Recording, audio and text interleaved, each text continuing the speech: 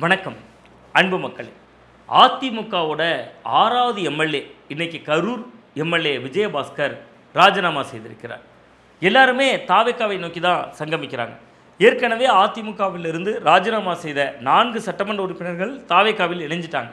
5வது எம்எல்ஏவாக ரிசைன் செஞ்சவர் விராலிமலையைச் சேர்ந்த முன்னாள் அமைச்சர் விஜயபாஸ்கர் அவர்கள். 6வதாக இன்னைக்கு கரூரினுடைய விஜயபாஸ்கர், 2 பேருமே முன்னாள் அமைச்சர்கள்.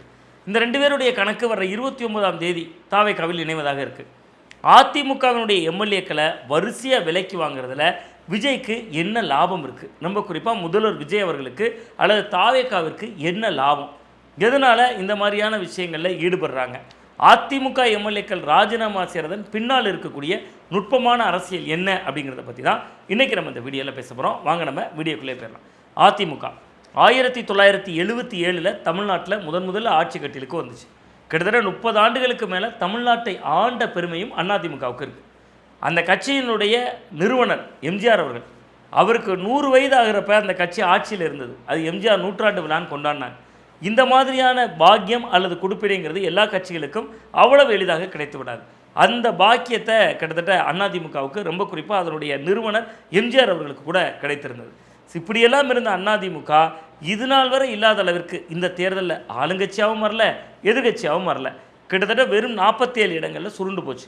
இந்த நிலையில் தான் அந்த கட்சியினுடைய 6 சட்டமன்ற உறுப்பினர்கள் பதவியை ராஜினாமா செய்திருக்காங்க. அதில் 4 பேர் தாவேக்காவில் ஐக்கியம், 2 பேர் நாள் குறிச்சிருக்காங்க.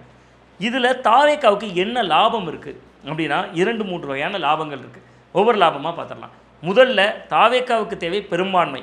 பெரும்பான்மைக்கு தேவை 118 மேஜிக் நம்பர்னு சொல்லுவோம்.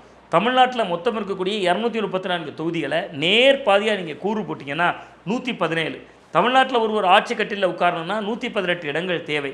அப்போ அந்த 118 இடங்கள் தேவைக்கு தாவேக்கா ஜெயிச்சது 107. இப்போ கூட்டணி கட்சிகளோட தயவோடு தான் இந்த ஆட்சி நடக்குது.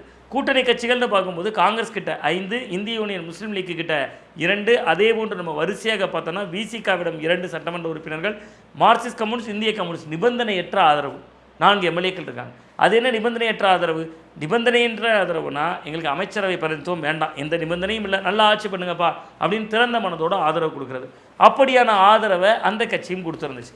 இந்த நம்பகத்தன்மையின் மீது தொடர்ந்து தாவேக்காவுக்கு ஒரு சந்தேகம் இருக்குது. இந்த எண்களில் ஏதாவது நடந்துடலாம், நம்மளோட ஒவ்வொரு விஷயங்களையும் கேள்வி எழுப்புறாங்க. ஜனநாயகன் படத்தினுடைய ப்ரொடியூசருக்கு தமிழக அரசோட டெல்லி பிரதிநிதி போட்டால் கேள்வி எழுப்புறாங்க. கிட்டத்தட்ட நம்ம துப்புரவு பணியாளர்களுக்கான அந்த வேலையை கொடுக்கக்கூடியதை தனியாருக்கு ஒப்படைத்தா விசிகாலேருந்து, மார்க்சிஸ்ட்லேருந்து, இந்திய கம்யூனிஸ்ட்லேருந்து எல்லாருமே கேள்வி எழுப்புகிறாங்க. சட்டமன்றத்தில் முதல்வர் விஜய் அவர்கள் செய்கை செய்து பேசுகிறாங்க, அதையும் கண்டிக்கிறாங்க. அப்போ இவர்கள் தயவால் நம்ம இருக்க வேண்டியனால தான் இவ்வளவு அழுத்தங்கள் வருது. அப்போ அந்த மேஜிக் நம்பரை 118 ஆக்கிறதுக்கு என்ன செய்யணும்? 107 இருக்காங்க, 108 வென்றார்கள், அதில் 1 திருச்சி கிழக்கு, அப்போ 107. அப்போ அந்த 107 என்பதை 118 மாற்றுவதற்கு இன்னமும் அவர்களுக்கு தேவையான எண்ணிக்கை தீரும் வரை இந்த ஆட்டம் தொடரும். 1 இது முதல் வியூகம். 2வது, அதுக்கே அதிமுகவை தேர்ந்தெடுத்தாங்க. திமுக இருக்குது, பாமக இருக்குது, பாமக எம்எல்ஏ இருக்காங்க, எல்லா கட்சியிலும் இருக்காங்க. ஏன் அதிமுகவை தேர்ந்தெடுத்தாங்கன்னா அதற்குள்ளும் ஒரு ஆட்டம் இருக்கிறது. சட்டமன்ற தேர்தலின் போது விஜய் அவர்கள் இலக்கு வைத்து திமுகவை மட்டும்தான் தாக்கினார். களத்தில் 2 பேருக்கு தான் போட்டி, ஒன்று திமுக, இன்னொன்று தாவேக்கா. இதுதான் விஜய் அவர்கள் பயன்படுத்திய வார்த்தை. தேர்தலின் போது இதை சொன்னார். தேர்தலெல்லாம் முடிந்து முதல்வரான பின்பு திருச்சி கிழக்கு தொகுதி வாக்காளர்களுக்கு நன்றி சொல்ல போனார். அப்படி நன்றி சொல்ல போகிற போதும் விஜய் அவர்கள் ஒரு விஷயத்த சொன்னார். இப்போவும் சொல்கிறேன், 2 பேருக்கு இடையில் தான் போட்டி, ஒன்று திமுக, இன்னொன்று தாவேக்கா அப்படின்னு உச்சரித்தார். அது ஏற்ற விதமாக. அப்போ ஏன் அப்படி சொன்னார்னா, தேர்தலுக்கு முன்பு இன்னொன்று சொன்னார், அதிமுகவை களத்திலேயே இல்லாதவர்கள்னார். இப்போ விஜய் அவர்களுக்கு, தாவேக்காவுக்கு, அவருடைய வியூகப்பாளர்களுக்கு பெரிய அதிர்ச்சி என்னென்னா, களத்திலேயே இல்லாதவர்கள்னு உச்சரித்த கட்சி, அந்த கட்சி 47 சீட்டு ஜெயிச்சிருச்சு. இவ்வளவு தூரம் வீரியமாக எதிர்த்த திமுக கூட 59 சீட்டில் சுருக்க முடிந்து விட்டது. அதோட 12 சீட்டு தானே கம்மி அதிமுக. அப்போ நமக்கு ஏன் பெரும்பான்மை கிடைக்கல? திமுகவுக்கு எதிரான வாக்குகள் தாவேக்காவுக்கும் போயிருக்கு, அதிமுகவுக்கும் போயிருக்கு. அப்போ அதை ஒருமித்து வாங்கன்னா என்ன செய்யணும்? அதிமுகவை கரைக்கணும். அப்போ கரைக்கிறதுக்கு என்ன செய்யணும்? அதிமுகவோட எம்எல்ஏக்களை தங்கள் பக்கம் ஈர்க்கணும். அதை குதிரை பேரம், அந்த பேரம், இந்த பேரம் விமர்சிக்கிறாங்க. நமக்கு அதிலெல்லாம் உடன்பாடு இல்லை. ஈர்த்தல், அது ஈர்க்கிறது. தேர்தலுக்கு முன்பு பல கட்சிகளை ஈர்த்தார், பல மக்களுடைய வாக்களை ஈர்த்தார். தேர்தலுக்கு பின்பு பல கட்சிகளை ஈர்க்கிறார், கட்சியின் தலைமைகளை ஈர்க்கிறார், வெற்றி பெற்றவர்களை ஈர்க்கிறார். அப்படி தான் நான் புரிஞ்சுக்கிறேன். அப்போ கிட்டத்தட்ட அதிமுகவை கரைப்பதில் பெரும் லாபம் விஜய்க்கு இருக்கிறது, விஜய் அவர்களுக்கு இருக்கிறது. மாண்புமிகு முதல்வர் விஜய் அவர்களுக்கு அந்த வாய்ப்பு இருக்குது. என்ன வாய்ப்பு அப்படின்னு நீங்கள் கேட்கலாம்.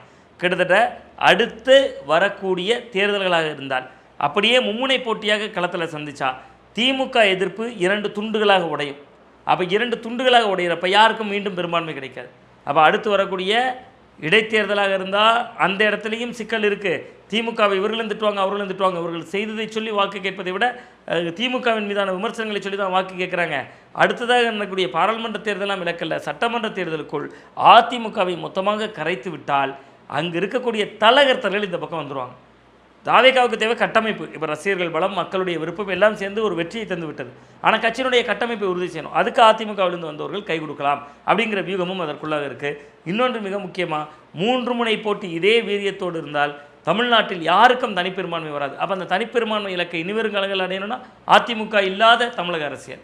அப்போ திமுக வெர்சஸ் டிவிகேங்கிற பிரச்சாரத்துக்கு உயிர் கொடுக்கிறது. இதையெல்லாம் பின்னணியாக வைத்துக்கொண்டும் விஜய் அவர்கள் காய் நகர்த்துகிறார். எனக்கு பின்னால் இன்னும் 100 ஆண்டுகள் இந்த கட்சி இருக்கும் என்று சட்டமன்றத்தில் பேசியவர் சொல்லி ஜெயலலிதா அவர்கள், அந்த கட்சிக்கு இப்பொழுது பல்வேறு வகையான சிக்கல்கள் எழுந்திருக்கிறது. விஜய் அவர்களுடைய இந்த வியூகம் பலிக்குமா அல்லது அதற்கு எதிராக எடப்பாடி பழனிசாமி அவர்களுடைய வியூகம் ஏதேனும் வகுத்து அது எடுபடுமா என்பதையெல்லாம் காலம் தீர்மானிக்கும், மக்கள் தீர்மானிப்பார்கள். மீண்டும் நல்ல ஒரு அரசியல் அப்டேட்டோடு உங்களை சந்திக்கின்றேன். நன்றி, வணக்கம்.